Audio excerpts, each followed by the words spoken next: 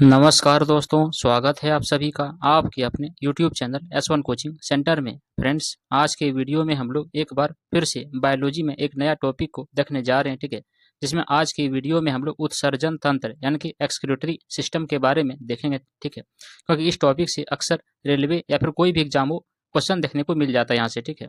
इसलिए आप वीडियो को बिना स्किप किए शुरू से अंत तक देखिएगा। तो चलिए वीडियो स्टार्ट करते हैं और देखते हैं इस टॉपिक का सबसे पहला क्वेश्चन क्या है कि निम्न में से कौन सा कथन गलत है, ठीक है। तो यहाँ पे गलत कथन बताना है।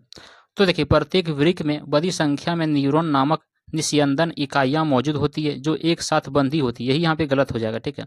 बाकी ऑप्शन देख लेते हैं। जैसे देखिए, मानव उत्सर्जन तंत्र में एक वृक्क युग्म, एक मूत्रवाहिनी युग्म, एक मूत्राशय और एक मूत्र मार्ग होता है, ये सही है, ठीक है। फिर सामान्यतः एक स्वस्थ वयस्क के वृक्कों में आरंभिक निस्यंदन लगभग 180 एल प्रतिदिन होता है, ठीक है, ये सही है। उसके बाद देखिए, वृक्क अंदर में रीढ़ की हड्डी के दोनों तरफ एक एक स्थिर होते हैं, ये भी सही हो जाएगा, ठीक है। यानी कि यहाँ पे ऑप्शन एक इसका गलत हो जाएगा, ठीक है, यानी कि इसका राइट आंसर हो जाएगा। देखिए, वृक्क उदर में रीढ़ की हड्डी के दोनों तरफ एक एक स्थित होते हैं। मानव उत्सर्जन तंत्र में एक वृक्क, एक मूत्रवाहिनी युग्म, एक मूत्राशय और एक मूत्र मार्ग होता है। उसके जान लीजिए कि सामान्यतः एक स्वस्थ मनुष्यों के वृक्कों में आरंभिक निस्यंदन जो 180 लीटर प्रतिदिन होता है इसमें, ठीक है। उसके बाद अगला क्वेश्चन देखिए क्या कि मानव शरीर का इनमें से कौन सा भाग सल्की उपकला से अस्तित्व नहीं होता है। तो कौन नहीं होता, देखिए वृक्क नलिका ये नहीं होता है, ठीक है। देखिए, मानव शरीर का त्वचा, मुख, ग्रसिका, सल्की उपकला से अस्तित्व होता है, जबकि वृक्क आस्तरित नलिकाएं नहीं होती है इसमें, ठीक है। उसके बाद अगला क्वेश्चन देखिए क्या क्या कि कृत्रिम वृक्क यानी कि आर्टिफिशियल किडनी के द्वारा रक्त से यूरिया को किस प्रकार निकाला जाता है। तो किस प्रकार निकाला जाता है, तो देखिए परासरण के द्वारा निकाला जाता है, ठीक है। देखिए, कृत्रिम वृक्क के द्वारा रक्त से यूरिया को परासरण के द्वारा निकाला जाता है इसमें, ठीक है। उसके बाद अगला क्वेश्चन देखिए क्या है कि मनुष्य का निम्न में से कौन सा अंग है जो उत्सर्जन अंग के रूप में कार्य नहीं करता है। तो कौन नहीं करता है, तो देखिए छोटी आंत जो है उत्सर्जन के रूप में कार्य नहीं करता है, ठीक है। बाकी देखिए फेफड़े हो गया, त्वचा हो गया, बड़ी आंत हो गया, ये तीनों आपका जो है उत्सर्जन के रूप में कार्य करता है, ठीक है। देखिए, मनुष्य का जो उत्सर्जन तंत्र होता है उस शरीर के तरल अपशिष्टों को एकत्र करता है, ठीक है, और उन्हें बाहर निकालने में मदद करता है, ठीक है। उसके जान लीजिए कि इसमें जो कौन कौन से अंग होते हैं। जैसे देखिए, 2 वृक्क हो गया, ठीक है, यानी कि किडनी हो गया, फिर 2 मूत्रवाहिनियां हो गया, मूत्राशय और मूत्रमार्ग, छोटी आंत। मनुष्य का उत्सर्जन अंग नहीं होता है इसमें, ठीक है। उसके बाद अगला क्वेश्चन देखिए क्या कि क्या वृक्काणु यानी कि नेफ्रॉन की जो लंबी नालिकाकार संरचना का कोई लाभ होता है। तो क्या कोई लाभ होता है, तो हाँ, लंबी नालिका प्रारंभिक निस्यंद से अतिरिक्त जल के पुनः अवशोषण हेतु समय तथा स्थान प्रदान करती है, ठीक है। यानी कि यहाँ पे ऑप्शन सी इसका राइट आंसर हो जाएगा। देखिए, हाँ, लंबी वृक्काणु की नालिका तथा नेफ्रॉन वृक्काणु का प्राथमिक कार्य अतिरिक्त जल के पुनः अवशोषण, रक्त से ठोस अपशिष्ट और अन्य अतिरिक्त पानी सहित सभी अपशिष्ट उत्पादों को हटाना है, रक्त जल को मूल में परिवर्तित करना, पुनः अवशोषण, स्राव और कई पदार्थों का उत्सर्जन करना होता है इसमें, ठीक है। उसके बाद अगला क्वेश्चन देखिए क्या क्या कि मानवों में उत्सर्जन तंत्र के सही अनुक्रमिक क्रम की पहचान करना है इसमें, ठीक है। तो देखिए क्या हो जाएगा, देखिए सबसे पहले वृक्क हो जाएगा, फिर मूत्रवाहिनी होगा, फिर मूत्राशय होगा, फिर मूत्रमार्ग हो जाएगा, ठीक है। देखिए, उत्सर्जन तंत्र अथवा मलोत्सर्ग प्रणाली एक जैविक प्रणाली होता है जो जीवों के भीतर से अतिरिक्त अनावश्यक या खतरनाक पदार्थों को हटाती है ताकि जीव के भीतर होम्योस्टेसिस को बनाए रखने में मदद मिल सके। साधारण उत्सर्जन का तात्पर्य जो है वो नाइट्रोजन उत्सर्जी पदार्थ जैसे यूरिया, अमोनिया, यूरिक अम्ल आदि के निष्कासन से होता है, ठीक है। इसके जान लीजिए कि वास्तविक अर्थों में शरीर में बने नाइट्रोजनी विषाक्त अपशिष्ट पदार्थों के बराबर निकलने की प्रक्रिया उत्सर्जन, पदार्थों के बाहर निकालने की प्रक्रिया उत्सर्जन कहलाती है, ठीक है। उसके जान लीजिए कि शरीर में कार्बोहाइड्रेट तथा वसा के उपापचय से कार्बन डाइऑक्साइड तथा जल वाष्प का निर्माण होता है। उसके बाद अगला क्वेश्चन देखिए क्या कि कृत्रिम किडनी के उपयोग से नाइट्रोजन युक्त अपशिष्ट को हटाने की प्रक्रिया क्या कहलाती है। तो क्या कहलाएगा, तो हीमोडायलिसिस कहलाएगा, ठीक है। देखिए, कृत्रिम किडनी के उपयोग से नाइट्रोजन युक्त अपशिष्ट हटाने की प्रक्रिया जो है वो हीमोडायलिसिस कहलाती है। यूरिया और अन्य अपशिष्ट पदार्थ जैसे पोटेशियम, फॉस्फोरस, ये सभी जो है डायलिसिस समाधान में वितरित हो जाते हैं। उसके जान लीजिए कि रक्त अम्लता को ठीक करने के लिए सोडियम बाइकार्बोनेट को प्लाज्मा की तुलना में अधिक सांद्रता में मिलाया जाता है इसमें, ठीक है। उसके बाद अगला क्वेश्चन देखिए क्या क्या कि निम्न में से कौन सा मानव उत्सर्जन प्रणाली का गठन करता है। तो कौन करता है, तो देखिए एक जोड़ी वृक्क करता है, ठीक है, फिर एक जोड़ी मूत्र, फिर एक जोड़ी जो है वो मूल वाहिनी करता है, फिर एक मूत्राशय और एक मूत्र मार्ग करता है इसमें, ठीक है। चलिए इसके बारे में कुछ जान लेते हैं। क्या है कि एक जोड़ी वृक्क, एक जोड़ी मूल वाहिनी, एक मूत्राशय और एक मूत्र मार्ग मानव उत्सर्जन प्रणाली का गठन करता है। मानव उत्सर्जन प्रणाली में ऐसे अंग शामिल होते हैं जो शरीर से नाइट्रोजन युक्त अपशिष्टों को हटाने की सुविधा प्रदान करते हैं इसमें, ठीक है। उसके बाद अगला क्वेश्चन देखिए क्या क्या कि शरीर के इनमें से किस अंग में उपस्थित उत्तक यानी कि कार्टिलेज टिश्यू मौजूद नहीं होता है। तो किस में नहीं होता है, तो देखिए नाक में होता है, कान में भी होता है, कंठ में भी होता है, ठीक है। बाकी वृक्क यानी कि किडनी में नहीं होता है, ठीक है। यानी कि यहाँ पे ऑप्शन डी इसका राइट आंसर हो जाएगा। देखिए वृक्क में उपस्थित उत्तक मौजूद नहीं होते हैं। उपस्थित मानव शरीर एवं अन्य प्राणियों में पाया जाने वाला लचीला संयोजी उत्तक है। यह हमारी अस्थि मज्जा में स्थापित कॉन्ड्रोसाइट्स कोशिकाओं से बने होते हैं। फिर जान लीजिए कि कान की हड्डी, नाक की हड्डी, अस्थियों के जोड़ आदि उपास्थि के बने होते हैं इसमें। उसके बाद अगला क्वेश्चन देखिए क्या क्या कि मनुष्यों में यूरिया चक्र निम्न में से किस अंग में होता है। तो किस अंग में होता है, तो देखिए यकृत में होता है, ठीक है। उसके बाद अगला क्वेश्चन क्या है कि मनुष्य में यूरिया चक्र निम्न में से किस अंग में होता है। तो किस अंग में होता है, तो यकृत में होता है, ठीक है। देखिए मनुष्य में यूरिया चक्र जो है वो यकृत में होता है। यूरिया चक्र या ऑर्निथीन चक्र यकृत कोशिकाओं में माइटोकॉन्ड्रिया में अतिरिक्त अमोनिया को यूरिया में परिवर्तित करता है। उसके बाद जान लीजिए कि यूरिया फिर रक्त प्रवाह में प्रवेश करता है। उसके बाद क्या करता है, उसके बाद गुर्दे के द्वारा फिल्टर किया जाता है और अंततः मूत्र में उत्सर्जित हो जाता है इसमें, ठीक है। उसके बाद अगला क्वेश्चन देखिए क्या है क्या कि बोमेन संपुट यानी कि बोमेन्स कैप्सूल मानव शरीर में कहाँ स्थित होता है। तो कहाँ पर स्थित होता है, तो देखिए वृक्क में होता है, ठीक है। देखिए बोमेन संपुट यानी कि बोमेन्स कैप्सूल मानव शरीर के वृक्क में स्थित होता है। वृक्क नलिका एक दोहरी दीवार वाली कप जैसी संरचना से शुरू होती है जिसे बोमन संपुट कहा जाता है, जो केशिका गुच्छ को घेरे रखती है। इसके बाद अगला क्वेश्चन क्या है कि मूत्र में पानी की मात्रा होती है। तो बताना है कि मूत्र में पानी की मात्रा कितना होता है। तो देखिए 95% पानी की मात्रा होता है मूत्र में, ठीक है। देखिए क्या है कि मानव मूत्र में सामान्यतः पानी की मात्रा जो है लगभग 95% होती है। यूरिया जो कि 2.6%, लवण 2%, यूरिक अम्ल 0.3% पाया जाता है। सामान्यतः मनुष्य एक दिन में 1.5 लीटर मूत्र उत्सर्जित करता है इसमें। अगला क्वेश्चन क्या है कि शरीर में उत्पन्न होने वाले किस नाइट्रोजनी अपशिष्ट का उत्सर्जन मानव वृक्क के द्वारा किया जाता है। तो किस में किया जाता है, तो देखिए यूरिया और यूरिक अम्ल में किया जाता है। क्या है कि मानव वृक्क गुर्दे का जोड़ा एक मानव अंग होता है जिनका प्रधान कार्य मूत्र उत्पादन यानी कि रक्त शोधन करना होता है। गुर्दे बहुत से वर्टिब्रेट पशुओं में मिलते हैं।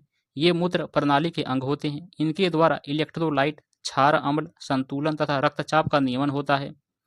उसके बाद जान लीजिए कि मानव शरीर में 2 वृक्क पाए जाते हैं जिन्हें दायां और बायां वृक्क कहा जाता है।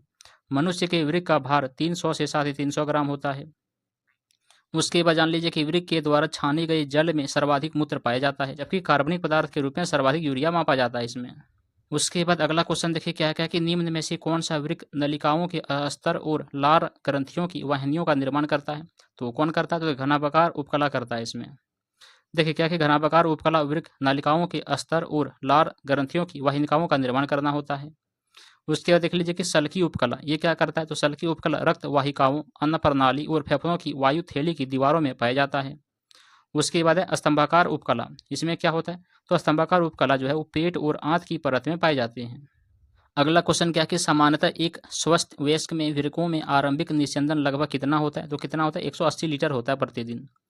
देखिए सामान्यतः वृक्क वयस्क देखिए क्या है कि सामान्यतः एक स्वस्थ वयस्क में वृक्कों में आरंभिक निस्यंदन जो है वो लगभग 180 लीटर प्रतिदिन होता है।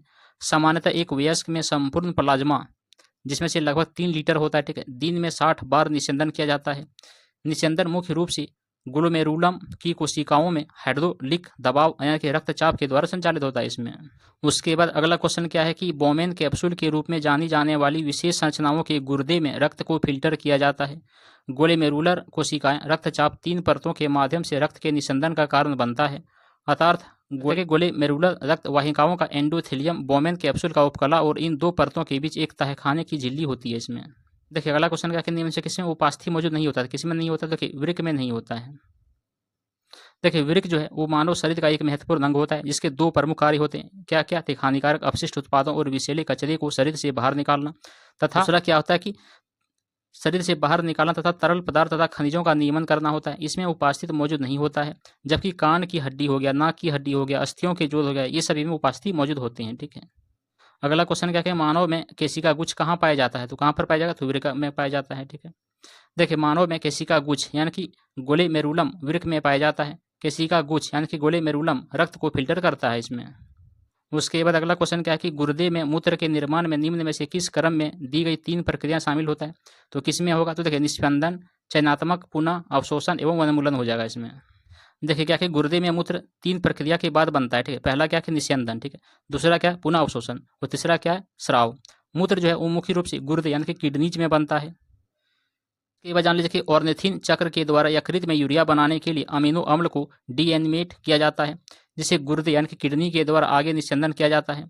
नेफ्रॉन जो है वो कोशिकाओं के द्वारा अवशोषण किया जाता है। शरीर के तरल पदार्थों के आयनिक और अम्ल क्षार संतुलन बनाए रखने में मदद करता है इसमें। उसके बाद अगला क्वेश्चन क्या है कि मानव वृक्क में वृक्काणु यानी कि नेफ्रॉन के नालिकानुमा भाग द्वारा आरंभिक निस्यंदन से इनमें से किन पदार्थों का चयनात्मक पुनः अवशोषण कर लिया जाता है? तो किसमें होता है? तो देखिए ग्लूकोज, जल, लवण और अमीनो अम्ल में होता है। देखिए क्या है कि मानव वृक्क में वृक्काणु यानी कि नेफ्रॉन के नालिकानुमा भाग द्वारा आरंभिक निस्यंदन में इनमें से ग्लूकोज, जल, लवण और अमीनो अम्ल का चयनात्मक पुनः अवशोषण कर लिया जाता है। उसके बाद अगला क्वेश्चन देखिए क्या है कि निम्न में से कौन सा पदार्थ वृक्क के द्वारा पुनः अवशोषित नहीं किया जाता है? तो कौन हो जाएगा? तो देखिए क्रिएटिनिन हो जाएगा, ठीक है। देखिए क्रिएटिनिन होता क्या? तो देखिए क्रिएटिनिन जो है पदार्थ वृक्क के द्वारा पुनः अवशोषित नहीं किया जाता है। रासायनिक अपशिष्ट उत्पाद जो मांसपेशी चयापचय से पैदा होता है और गुर्दे से निकलता है, उसके जान लीजिए कि उसे क्रिएटिनिन के नाम से भी जाना जाता है। उसके बाद अगला क्वेश्चन क्या है कि बोमेन संपुट यानी कि बोमेन्स कैप्सूल डैश को ढके रहती है? किसको ढके रहती है? केशिका गुच्छ को ढके रहती है, ठीक है। देखिए क्या कि बोमेन संपुट यानी कि बोमेन्स कैप्सूल कोशिका गुच्छ को ढके रहती है। कोशिका गुच्छ बोमेन संपुट में कोशिकाओं की एक कुंडलित गेंद होती है। बोमेन संपुट वृक्कों में पाया जाता है। केशिका गुच्छ ग्लोमेरुलस का कार्य इसके माध्यम से गुजरने वाले रक्त को छानना और मूत्र निर्माण करना शुरू करना होता है इसमें। अगला क्वेश्चन क्या है कि निम्न में से मानव शरीर में मूत्र निर्माण की प्रक्रिया का सही क्रम बताना है इसमें, ठीक है। तो देखिए पहले ही होता है, पहले क्या होता है निस्यंदन, निस्पंदन, उसके बाद पुनः अवशोषण, फिर स्राव होता है इसमें, ठीक है। देखिए मानव शरीर में यूरिन यानी कि जो मूत्र होता है वो निर्माण जो है छानना, पुनः अवशोषण और उत्सर्जन की प्रक्रिया से होता है।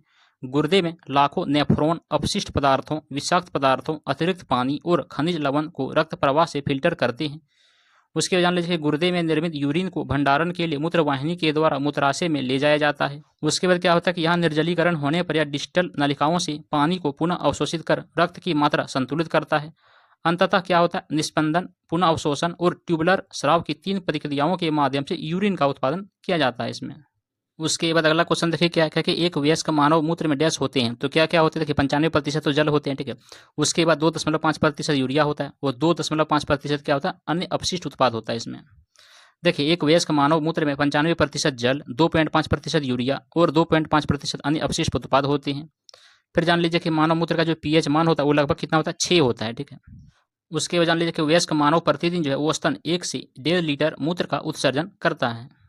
अगला क्वेश्चन क्या है कि निम्न में से कौन सा मानव उत्सर्जन तंत्र का एक अंग नहीं है? तो कौन हो जाएगा? तो श्वसनिका हो जाएगा, ठीक है। देखिए क्या कि श्वसनिका मानव उत्सर्जन तंत्र का अंग नहीं होता है, यह मानव श्वसनी संबंधी अंग होता है, जबकि प्रश्नगत अन्य विकल्प जैसे मूत्रमार्ग, मूत्रवाहिनी, मूत्राशय मानव उत्सर्जन तंत्र के अंग से संबंधित होता है। उसके बाद अगला क्वेश्चन क्या है कि पादपों में स्तनधारियों की भांति वृक्क जैसा सुपरभाषित उत्सर्जन तंत्र मौजूद क्यों नहीं होता है? तो क्यों नहीं होता है? तो क्योंकि वे अपने कायिक अंगों के माध्यम से उत्सर्जन करते हैं, इसीलिए। चलिए इसके बारे में कुछ और जान लेते हैं। देखिए पादपों में स्तनधारियों की भांति वृक्क जैसा सुपरभाषित उत्सर्जन तंत्र मौजूद नहीं होता है, क्योंकि वे अपने कायिक अंगों के माध्यम से उत्सर्जन करते हैं, जैसे जड़ हो गया, तना हो गया, पत्तियां हो गया। पौधे के शरीर की ये संरचनाएं जो होता है वो पौधे के कायिक अंग यानी कि वेजिटेटिव पार्ट्स कहलाते हैं सब। उसके बाद अगला क्वेश्चन क्या है कि एक सामान्य वयस्क मनुष्य प्रतिदिन 10 ml मूत्र उत्पन्न करता है, तो कितना करता है? 1000 से 2000 ml मूत्र उत्पन्न करता है इसमें, ठीक है। देखिए एक सामान्य वयस्क मनुष्य प्रतिदिन 1000 से 2000 ml यानी कि 1 लीटर से 2 लीटर मूत्र उत्पन्न करता है। मूत्र जो होता है वो मानवों व जानवरों में चयापचय का एक तरल उत्पाद होता है। उसके बाद अगला क्वेश्चन क्या है कि प्रत्येक वृक्क में बड़ी संख्या में निस्पंदन इकाइयां होती है, ठीक है। उन्हें डैश कहा जाता है, क्या कहा जाएगा? तो वृक्काणु कहा जाएगा उसे। देखिए मनुष्य एवं अन्य स्तनधारियों में मनुष्य उत्सर्जी अंग एक जोड़ा वृक्क होता है, जो रुधिर परिसंचरण से उत्सर्जी पदार्थों को हटाने साथ ही साथ रुधिर में लाभदायक तत्वों को बनाए रखने के लिए भली भांति अनुकूलित होता है। उसके बाद जान लीजिए कि प्रत्येक वृक्क में लगभग 1,30,000 सूक्ष्म नलिकाएं होती है, जिन्हें वृक्काणु या फिर नेफ्रॉन कहा जाता है। नेफ्रॉन जो होता है वो वृक्क की क्रियात्मक इकाई होता है। उसके बाद जान लीजिए कि नेफ्रॉन को उत्सर्जन इकाई भी कहा जाता है। नेफ्रॉन जो होता है वो रुधिर में रासायनिक संगठन का वास्तविक नियंत्रण करता है। अगला क्वेश्चन क्या है? डायलाइजर नामक मशीन जिसका उपयोग रोगी के रक्त को साफ करने के लिए किया जाता है, उसे कृत्रिम डैश भी कहा जाता है, क्या कहा जाएगा? तो गुर्दा कहा जाएगा। देखिए डायलाइजर यानी कि अपवाहक मशीन का जो उपयोग होता है वो डायलिसिस के रोगी के रक्त को शुद्ध करने हेतु किया जाता है, इसे कृत्रिम गुर्दा यानी कि आर्टिफिशियल किडनी भी कहा जाता है। यह मशीन जो होता है वो हीमोडायलिसिस मशीन के मध्य रहकर रक्त का शुद्धिकरण करती है। हीमोडायलिसिस जो होता है वो मशीन रक्त का सामान्य पीएच मान भी बहाल कर सकता है इसमें। उसके बाद अगला क्वेश्चन देखिए क्या है, क्या कि किडनी खराब होने का इलाज समय समय पर किडनी मशीन से किया जाता है, ठीक है। प्रक्रिया के रूप में जाना जाता है, किस प्रक्रिया के रूप में जाना जाएगा, तो हीमोडायलिसिस के रूप में जाना जाएगा इसी। देखिए हीमोडायलिसिस जो होता है खून से हानिकारक तत्वों को मशीन के द्वारा अलग करने की प्रक्रिया होता है, जो आमतौर पर स्वस्थ किडनी के द्वारा किया जाता है। वहीं काम किडनी के खराब होने की स्थिति में हीमोडायलिसिस के द्वारा किया जाता है। यह किडनी के खराब होने की स्थिति में इलाज के लिए सामान्य रूप से उपयोग में आने वाला तकनीक होता है इसमें। चलिए उसके बाद अगला क्वेश्चन देखते हैं क्या है, क्या कि निम्न में से कौन सा मानव उत्सर्जन तंत्र का हिस्सा नहीं है, तो कौन हो जाएगा, तो देखिए श्वसनिका हो जाएगा, ठीक है। देखिए क्या है कि श्वसनिका यानी कि ब्रोंकाइली जो होता है वो मानव उत्सर्जन तंत्र का हिस्सा नहीं होता है। श्वसन तंत्र यानी कि जो रिस्पिरेटरी सिस्टम का हिस्सा होता है ये, ठीक है। उसके बाद अगला क्वेश्चन देखिए क्या है, क्या कि मानव में वृक्क में डैश द्वारा घुलनशील नाइट्रोजन यौगिकों के रूप में उत्सर्जित उत्पादों को हटाया जाता है, तो किसके द्वारा, तो नेफ्रॉन के द्वारा हटाया जाता है, ठीक है। देखिए जो नेफ्रॉन होता है वो किडनी की सूक्ष्म संरचनात्मक और क्रियात्मक इकाई होता है। यह एक रीनल कॉर्पस्कल और एक रीनल ट्यूबुलस से बना होता है। किडनी का जो वजन होता है वो 140 ग्राम होता है एक किडनी का, ठीक है। उसके जान लीजिए कि मानव में प्रमुख उत्सर्जी अंग जो होता है वो वृक्क, त्वचा, यकृत और फेफड़ा होता है। फिर जान लीजिए कि उत्सर्जन का जो अर्थ होता है वो क्या होता है, नाइट्रोजनी पदार्थ जैसे कि यूरिया हो गया, अमोनिया हो गया, यूरिक अम्ल हो गया, ये सब का निष्कासन होना होता है, ठीक है। फिर जान लीजिए कि स्वस्थ वयस्क के प्रत्येक वृक्क में 1 से 1.5 मिलियन नेफ्रॉन होते हैं, जिसके द्वारा घुलनशील नाइट्रोजन यौगिकों के रूप में उत्सर्जित उत्पादों को हटाया जाता है तथा रुधिर में आवश्यक पोषक तत्वों को बनाए रखा जाता है। फिर जान लीजिए कि वृक्क का प्रमुख कार्य क्या होता है, तो रक्त के प्लाज्मा को छानकर शुद्ध करना होता है। माइटोकॉन्ड्रिया को कोशिका का पावर हाउस कहा जाता है इसमें। उसके बाद अगला क्वेश्चन देखिए क्या क्या कि निम्न में से कौन हृदय से गुर्दे तक रक्त पहुंचाता है, तो कौन हो जाएगा, तो गुर्दे की धमनी हो जाएगा। देखिए क्या है कि शरीर में ऑक्सीजन तथा पोषक पदार्थों का जो परिवहन होता है वो रक्त के माध्यम से ही होता है। रक्त तरल पदार्थ प्लाज्मा से होता है। रक्त अलग अलग रक्त वाहिकाओं के माध्यम से शरीर के अलग अलग भागों में पहुंचता है। धमनी तथा सीरा नामक रक्त वाहिनियां शरीर के शुद्ध तथा अशुद्ध रक्त का परिसंचरण करती है। उसके बाद जान लीजिए कि धमनी शुद्ध रक्त को शरीर के अलग अलग भागों में पहुंचाती है। सीराओं में अशुद्ध रक्त प्रवाहित होता है। रेनल धमनी यानी कि गुर्दे की जो धमनी के माध्यम से रक्त हृदय से वृक्क तक ले जाया जाता है। फिर जान लीजिए कि वृक्क शिरा यानी कि रेनल वेन वृक्क से रुधिर को एकत्र कर हृदय में पुनः वापस ले जाती है। उसके बाद अगला क्वेश्चन देखिए क्या क्या कि गुर्दे न केवल उत्सर्जन अंग होते हैं, इनके कार्य को पूरकता प्रदान करता है, तो क्या हो जाएगा, तो लीवर हो जाएगा, ठीक है। देखिए जो गुर्दे उत्सर्जी अंग होने के साथ साथ लीवर को पूरकता प्रदान करते हैं। ऑर्निथिन चक्र लीवर में होने वाला एक ऐसा चक्र होता है जिसके दौरान अमोनिया से यूरिया का निर्माण होता है। यह यूरियोटेलिक जंतुओं में संपन्न होने वाली क्रियाविधि होती है। किडनी भी यूरिया का उत्सर्जन करने का काम करती है इसमें। उसके बाद अगला क्वेश्चन क्या है कि नेफ्रॉन संबंध होता है किससे, तो उत्सर्जन तंत्र से संबंध होता है।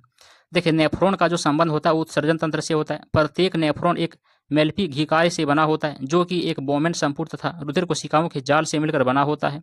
नेफ्रॉन को वृक्क की संरचनात्मक और क्रियात्मक इकाई के रूप में भी जाना जाता है। उसके बाद अगला क्वेश्चन क्या है कि डैश मानव में अमोनिया जो कि जहरीला होता है को यूरिया में बदल देता है, तो किसको, तो लीवर जो होता है, ठीक है। लीवर मानव में अमोनिया जो कि जहरीला होता है उसको यूरिया में बदल देता है। देखिए यूरिया का जो स्वाभाविक रूप से निर्माण प्रोटीन के टूटने की प्रक्रिया के दौरान होता है। इस प्रक्रिया की वजह से प्रोटीन में मौजूद अमीनो अम्ल से अमीनो समूह निकल जाते हैं और ये अमीनो समूह बेहद जहरीले यानी कि अमोनिया जिसका फॉर्मूला क्या होता है NH3 होता है, ठीक है, उसमें क्या होता है परिवर्तित हो जाता है और इस तरह बनने वाला अमोनिया अंत में लीवर के द्वारा यूरिया में बदल दिया जाता है। यूरिया का जो निर्माण है वो ऑर्निथिन चक्र के द्वारा होता है जिसमें अमोनिया यूरिया में बदल जाती है। उसके बाद अगला क्वेश्चन देखिए क्या क्या कि यूरिया का निर्माण कहाँ होता है, तो कहाँ पर होता है, अभी बताइए, यकृत में होता है।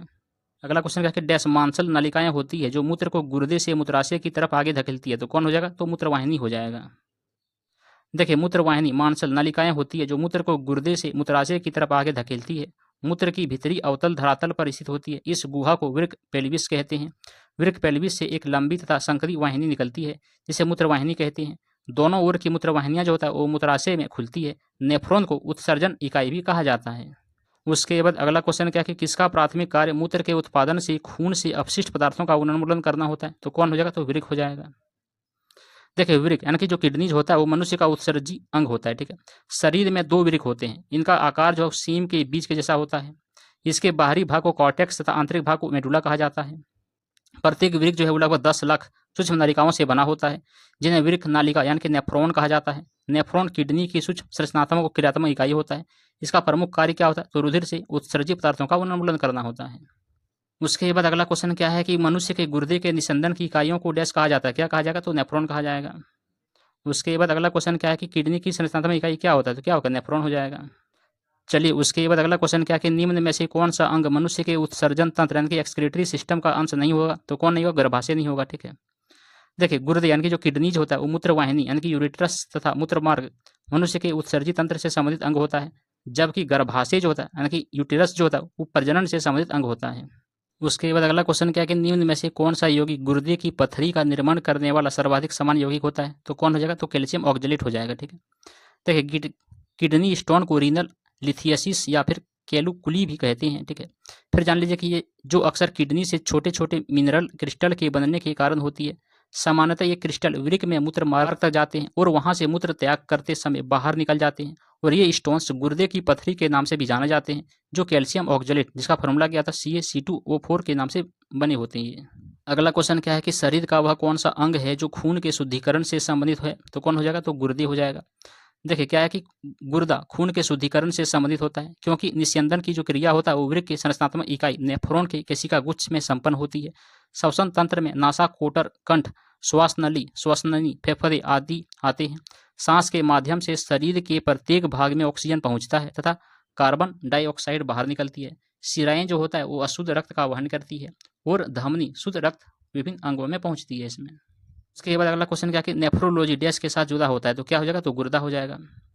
देखिएगा कि नेफ्रोलॉजी गुर्दे यानी कि वृक्क जो कि किडनी के नाम से भी जाना जाता है, ठीक है, से संबंधित होता है। गुर्दे का काम क्या होता है, तो शरीर के स्वच्छ रखना होता है। ये रक्त में से मूत्र बनाने का महत्वपूर्ण कार्य गुर्दे करते हैं। अगला क्वेश्चन क्या है कि कौन से रोग के उपचार में डायलिसिस किया जाता है, तो क्या हो जाएगा, गुर्दे की खराबी। ठीक है, इसमें बताए थे पहले भी। उसके बाद अगला क्वेश्चन क्या है कि डायलिसिस की प्रक्रिया किससे संबंधित है, तो किससे होगा, तो गुर्दा से हो जाएगा। फिर उसके बाद अगला क्वेश्चन क्या है कि डायलिसिस का उपयोग तब किया जाता है जब किसी रोगी को डैश से संबंधित गंभीर समस्या होती है, तो क्या हो जाएगा, तो गुर्दा हो जाएगा। देखिए भैया कि डायलिसिस का जो उपयोग है तब किया जाता है जब किसी रोगी को गुर्दे संबंधी गंभीर समस्या होती है। अगला क्वेश्चन क्या है कि अल्ट्रा फिल्ट्रेशन संबंधित होता है किससे, तो उत्सर्जन से होगा। देखिए अल्ट्रा फिल्ट्रेशन जो होता है उत्सर्जन से संबंधित है। यह अल्ट्रा फिल्ट्रेशन की क्रिया वृक्कों में होती है। इस क्रिया के द्वारा मानव वृक्क रक्त का शुद्धिकरण करते हैं। उसके बाद अगला क्वेश्चन क्या है कि वास डिफरेंस डैश से आने वाली ट्यूब के साथ एकजुट होता है ताकि मूत्र मार्ग यानी कि जो यूरेथ्रा होता है वो नामक एक आम मार्ग बन सके, तो क्या हो जाएगा, तो मूत्राशय हो जाएगा। देखिए क्या कि मूत्राशय वह आंतरिक अंग होता है जो मूत्र उत्सर्जन के पहले वृक्कों के द्वारा निर्मित मूत्रों को इकट्ठा रखता है। वास डिफरेंस मूत्राशय से आने वाली ट्यूब के साथ संयुक्त होता है ताकि मूत्र मार्ग एक सामान्य मार्ग बन सके। उसके बाद अगला क्वेश्चन क्या कि हम मूत्र त्याग की उत्तेजना को नियंत्रित कर सकते हैं मांसपेशी मूत्राशय की तंत्रिका नियंत्रण में होने पर। जिस तंत्र के द्वारा अलग अलग अंगों का नियंत्रण और वातावरण में सामंजस्य स्थापित होता है उसे तंत्रिका तंत्र कहा जाता है। तंत्रिका तंत्र में मस्तिष्क, मेरुरज्जु और इनसे निकलने वाली तंत्रिकाओं की गणना की जाती है। मूत्र त्याग की उत्तेजना एक अनैच्छिक क्रिया होता है जिसका नियंत्रण जो होता है वो मांसपेशी मूत्राशय के तंत्रिका नियंत्रण में होता है। चलिए उसके बाद इस टॉपिक का आखिरी क्वेश्चन देखते हैं क्या है, क्या कि उस विकल्प को चुनना है, ठीक है, जो अन्य तीनों से अलग है। तो क्या हो जाएगा, देखिए यहाँ पे देखिए निश्चल कनिकाएं ये अलग हो जाएगा, ठीक है, बाकी जगह सेम हो जाएगा। यहाँ पे ऑप्शन ए इसका राइट आंसर हो जाएगा। देखिए प्रत्येक स्तनधारियों के नेफ्रॉन में एक वृक्क कनिका होती है। इस कनिका के अंदर एक दोहरी दीवार वाली प्याली नुमा आकृति होती है जिसे बोमेन कैप्सूल कहा जाता है। बोमेन कैप्सूल, उसके बाद बोमेन कैप्सूल से पीछे की ओर एक लंबी संवलित नलिका निकली होती है जो क्रमशः दो भागों, एक समीपस्थ, ठीक है, तथा दूरस्थ संवलित नलिकाएं परस्पर जुड़कर संघारी नलिकाएं बनाती है जो मूल को वृक्क द्रोणी में ले जाती है जहां से मूत्रवाहिनियां निकलती है। जबकि निश्चल कनिकाएं एक एंडोप्लाज्मिक रेटिकुलम होता है निश्चल जो न्यूरॉन में पाई जाती है। तो बस आज की वीडियो में जितने भी उत्सर्जन तंत्र से संबंधित एग्जाम में क्वेश्चन पूछे गए थे देख लिए, ठीक है। चलिए अगली वीडियो में हम लोग अगले टॉपिक के बारे में देखेंगे, ठीक है। आज के लिए इतना ही, धन्यवाद, जय हिंद।